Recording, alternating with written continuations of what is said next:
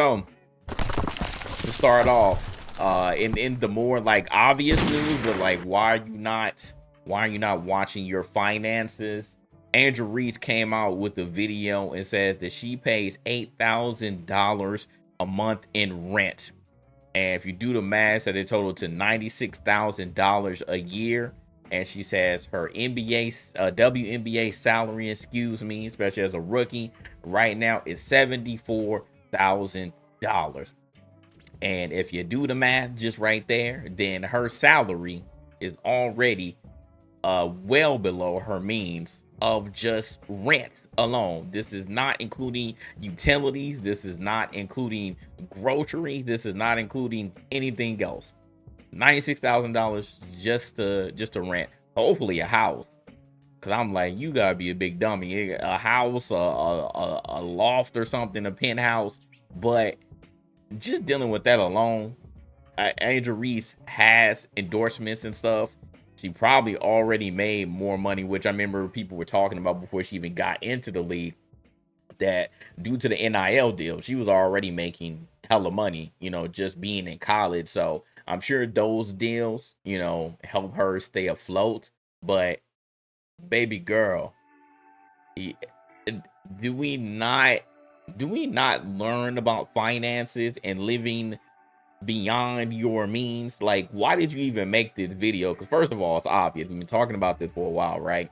The WNBA pays their players pennies. You're basically paying for the vibes.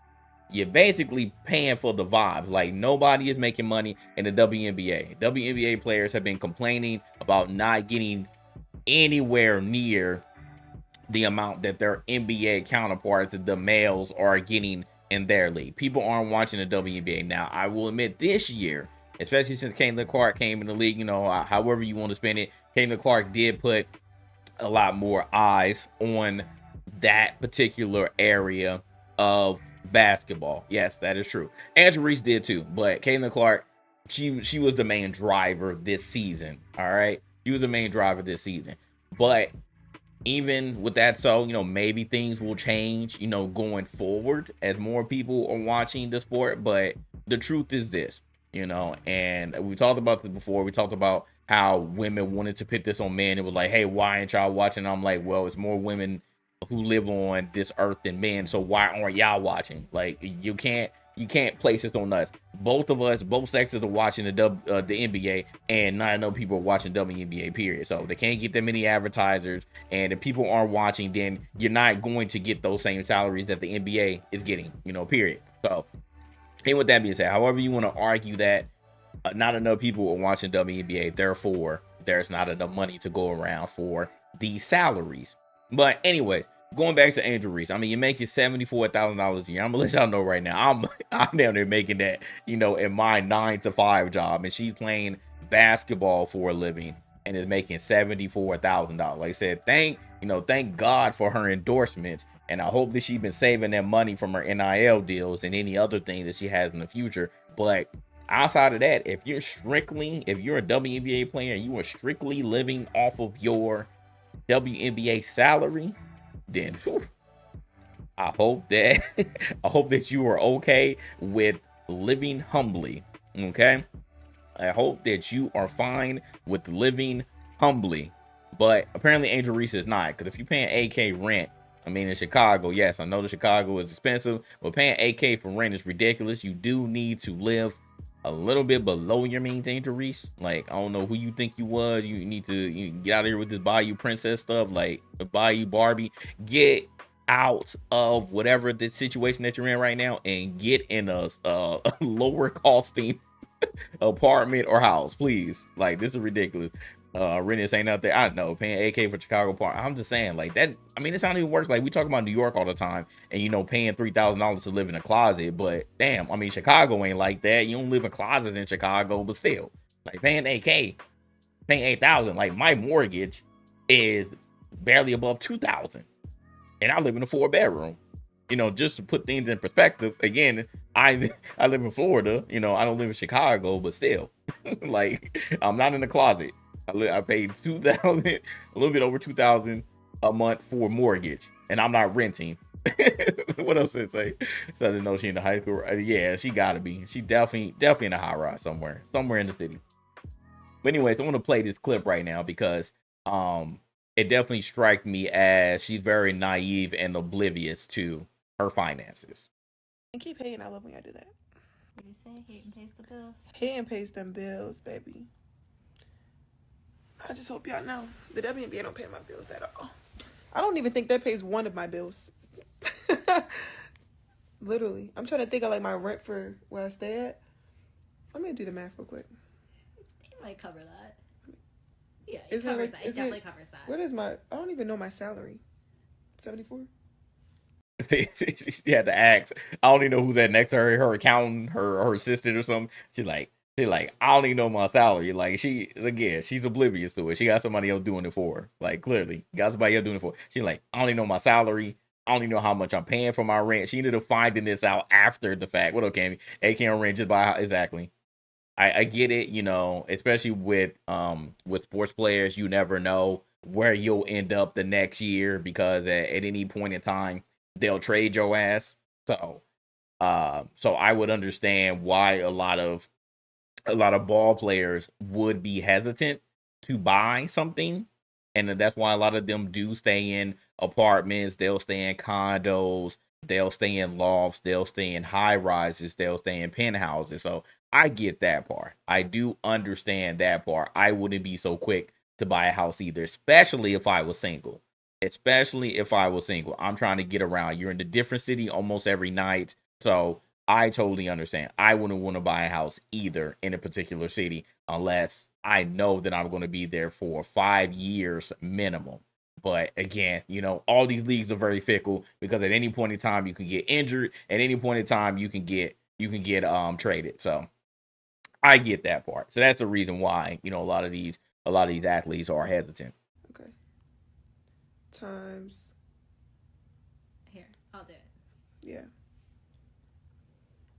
I don't even know my salary. Does it? Let me see. You don't even... Yo! I'm living beyond my means! See, she came to the realization there. The light bulb clicked once you do the math. Sometimes you just have to see it, chat. Sometimes you just have to see it in order for you to understand.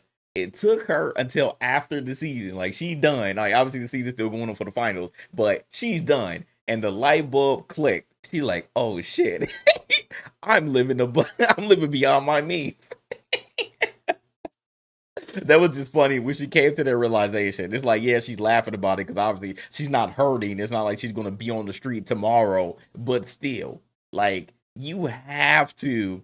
I don't care how much money you're making. You have to at some point realize, you know, what you're doing, what you're spending money on, and work on your finances, yo. Because this is just ridiculous. Just imagine if she went years upon years and you're just basically wasting money because you're renting. You're wasting money. You're spending $8K a month in rent. And do you really need wherever you're staying? Most likely no. She's by herself. So, like, what are you doing? What are you doing, mama? What are you doing? It's like, no, my rent is more than that. It's 8,000.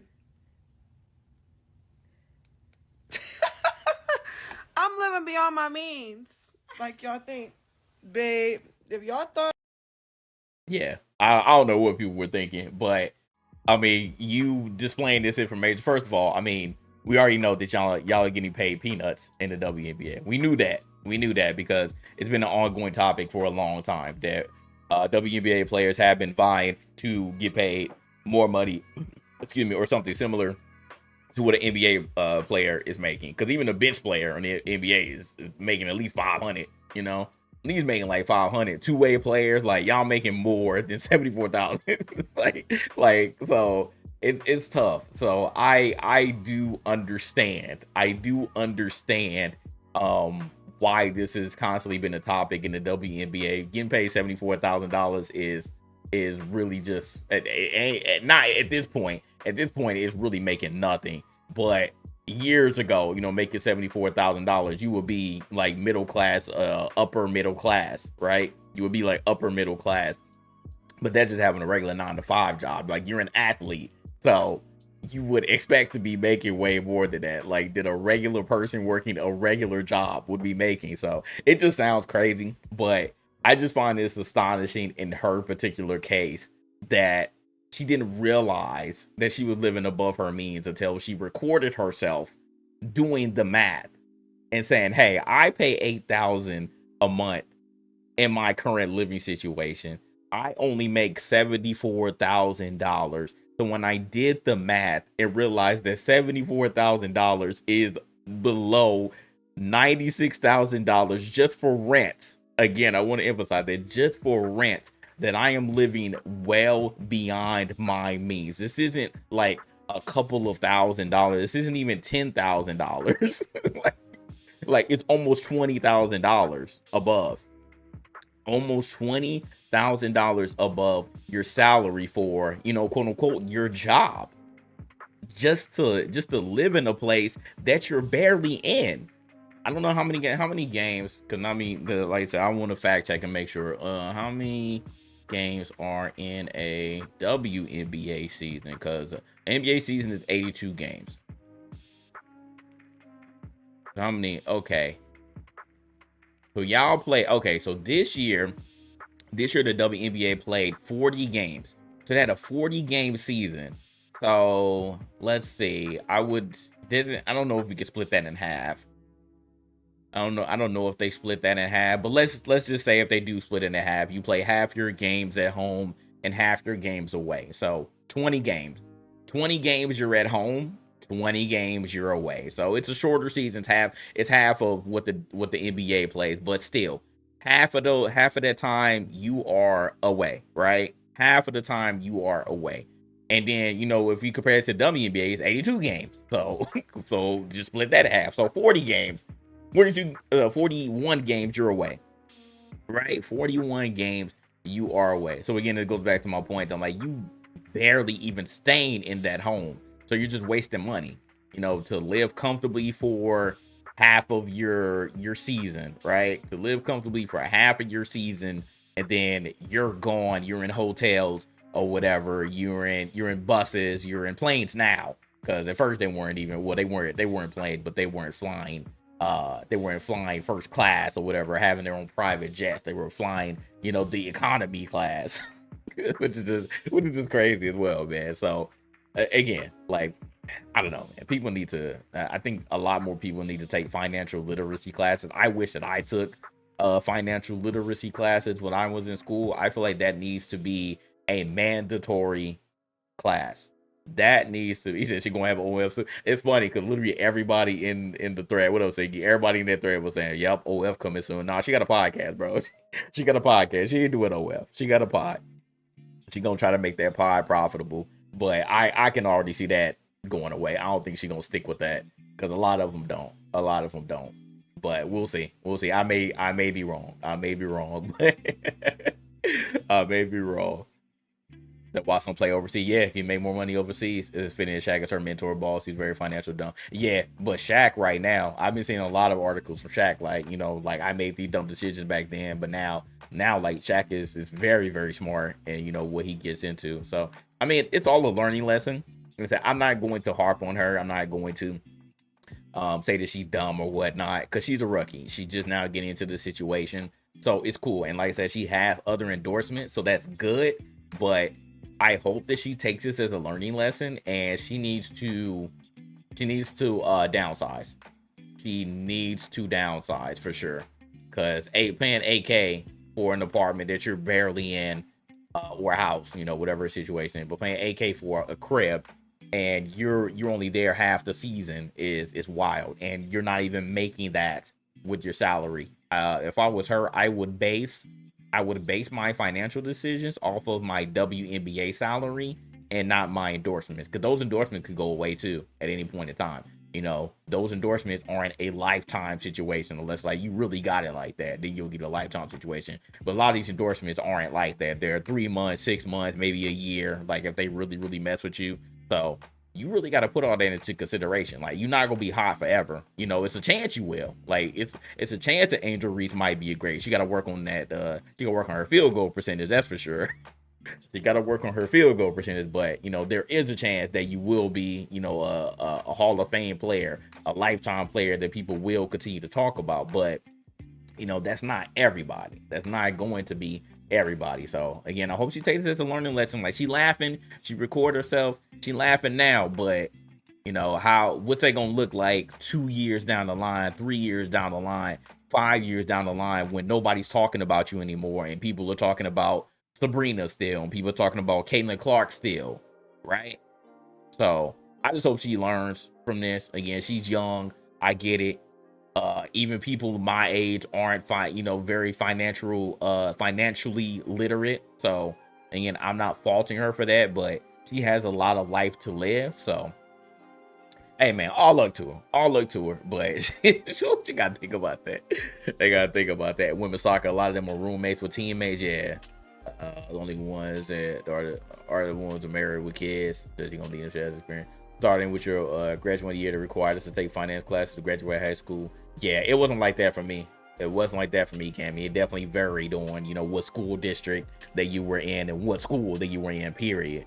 So I didn't take any financial literacy classes, and I would like to see that across the board be mandatory. I'm going to be watching like a hawk, like what my daughter and my son ends up getting into.